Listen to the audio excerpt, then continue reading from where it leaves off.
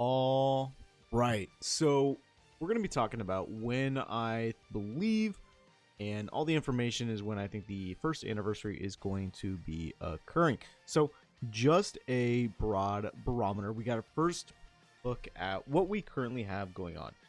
First of all, we got to look at the Japanese side. I know it kind of gets a little tiring to do it, but we have to do it because of the fact that it shows us the rough timeline when stuff is going to be occurring, right? So with this, we can see that the last date in which Toji came out for JP was June 3rd, right? And then the first anniversary occurred on November 21st. So a few months. So we go down over here. We know that June got right here. So then we got to count up the months to November, right? So it's got to be 1, 2, 3, 4, 5. So 5 months, at least on the Japanese version that occurred. I don't think that is going to be the case for global. What I think is going to inevitably be the case is that our half anniversary is going to be the first anniversary characters. Given the fact that for the domain or hidden inventory stuff, the Gojo, Geto, and Toji were not included in half anniversary. They just came out, right? And so what we need to do is we need to go ahead and look at 6 months down the road from the release of global. So in order to do that, we got to go to global, right? And then we got to look at when the game first came out. So November 7th is when the game was released, right? So we'll go ahead and back up here. So November 7th is when the game came out, right? So we got to go 1, 2, 3, 4, 5, 6. May. Now, is that necessarily going to be occurring for global, right? Given the fact that they are accelerating the pace, and we aren't, I just don't think we're going to be getting a whole lot as to what JP got. And what do I mean by this, right?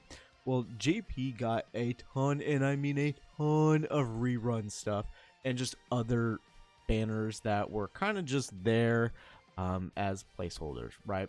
And so the developers already know that we are planning ahead, that we're already looking forward to domain expansion Gojo, Zone Yuji, and obviously Sukuna.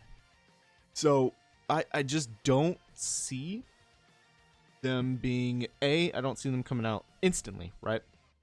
But I don't see them actually coming out possibly in 6 or in a couple months, right? I kind of just don't see it. So, but what would be the counter argument for that? Because I do think there is a legitimate counter argument. That given the fact that we still have grade releases we need to do, and we still have main story chapters that need to come out. And we still have a ton, and I mean a ton of characters that still need to be released as well to lead up until the half anniversary banners for whenever they do eventually come out. And then also, given the fact that luckily for a lot of players, is that the hidden inventory characters did get released on JP, and they are confirmed not to be limited. So the fact that they are going to be eventually added to the standard banner pool is just phenomenal. But the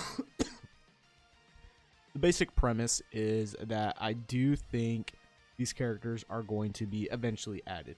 And then we also see here that in JP, a few months after an inventory was released, we can see that the standard banner pool was updated, as we pull this up here, with key additions being Megumi, Yuji, and Hollow Purple Gojo. I think these are probably the 3 biggest, Momo as well. So I guess you could say 4 big time additions to the standard banner, and that is eventually going to be occurring. So make sure you are stockpiling those standard banner tickets and not using them, because they are going to be more valuable in the future. So we still have a lot more characters to come out, thankfully, before we do get to everyone's most anticipated releases, right? And I'll also make a guide later on discussing, how to properly prepare and, expectations for total amount of cubes that we could possibly get before they are released.